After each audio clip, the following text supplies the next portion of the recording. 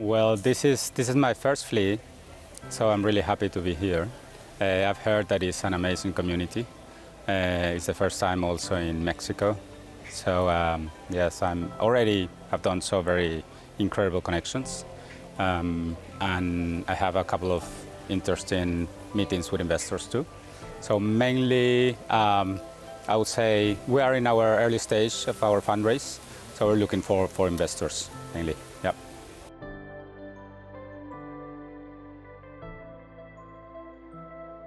We are an impact first investment company based in the UK, and we have the mission to mobilize capital to the Amazon rainforest to invest directly in the guardians of the forest, in indigenous peoples and in smallholder farmers.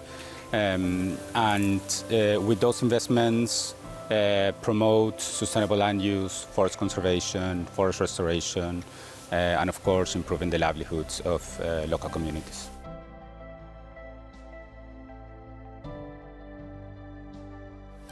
For us, the key and strategic piece of the puzzle are the social enterprises. And in the context of the Amazon, they are mainly the farmers' organizations, indigenous enterprises and cooperatives. We see them as really strategic actors to address climate change, biodiversity loss. We work with them, they are our main partners. We invest through them, and we can reach thousands of farmers and producers working with them.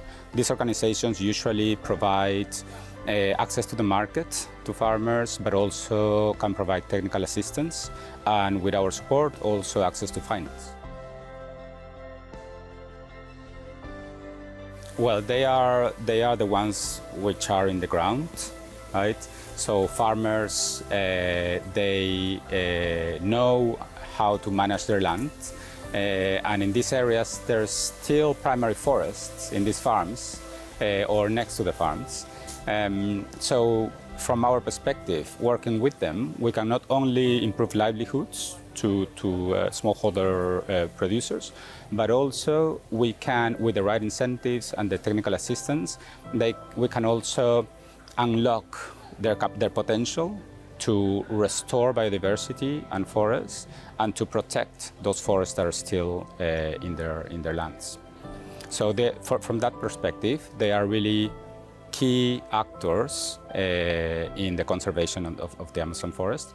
And as you know, less than 1.7% of climate finance flows to smallholder farmers, and indigenous peoples are even in a worse situation. Less than 1% of climate finance goes to indigenous peoples and local communities.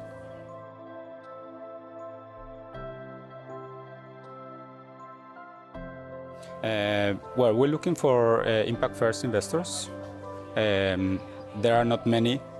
We've talked with, I think, the few that are there. I think they are interested. We've seen interest in the market in general to invest in the Amazon and invest in indigenous peoples and local communities. There are some barriers to the investments. Usually investors are looking for larger tickets, or from their experience, actually lack of experience to invest in the Amazon, right?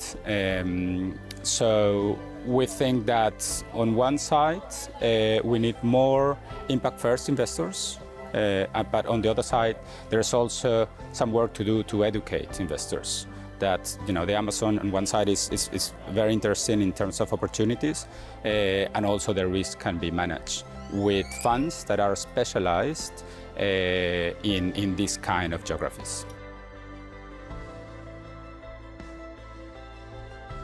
Yes, so far we've been working in Peru, Ecuador, and Colombia. We've done several investments in these countries, working with indigenous enterprises, producer associations, cooperatives, and also small and medium private businesses along different supply chains. We're agnostic in terms of supply chains. Part of our investment strategy is to invest in the supply chains that are driving deforestation, but the organizations that are in the transition to deforestation-free supply chains. And with our investments, we can either support or accelerate that transition. So we invest, usually we provide with these organizations sustainability-linked loans.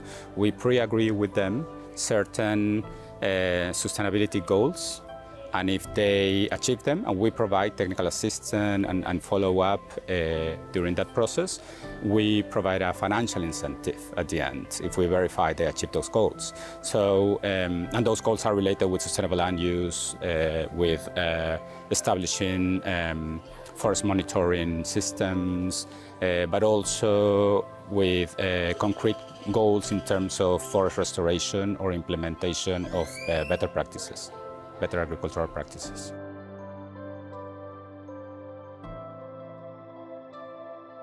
I think the opportunity, I see three areas. One is this transition to deforestation-free supply chains, right? It's a massive opportunity to invest there, providing sustainability-linked loans, supporting that transition.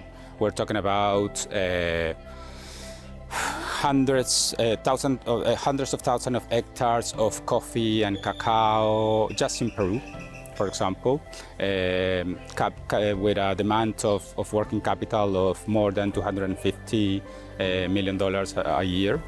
And now with this EU deforestation law, all these supply chains needs to be deforestation-free in a few years. So there is a massive investment needed in this sector. That's one opportunity. The other opportunity is the bioeconomy, which is the products coming from the forest. Organizations, we work, for example, with 2 associations of Brazil nut producers. They are based in the Madre de Dios region in the southern part of Peru. It's a region with the region with the highest levels of biodiversity in Peru and in the Amazon, but also with threats from illegal mining and illegal logging. So just by supporting those businesses, we are really supporting the conservation of those forests. And like those organizations, there are others that are working with non-timber forest products in other countries that really can access to finance. It's very difficult for them.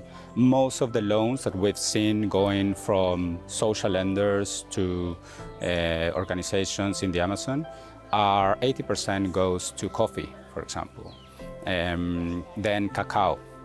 But Brazil nuts, aguaje, ungurawi, all these biodiversity products, and for these organizations, it's very difficult to get finance. So I think that's one area where we can really add value, because we have the experience, we have our staff really knows how to work in these value chains, in these geographies, and with these kind of organizations.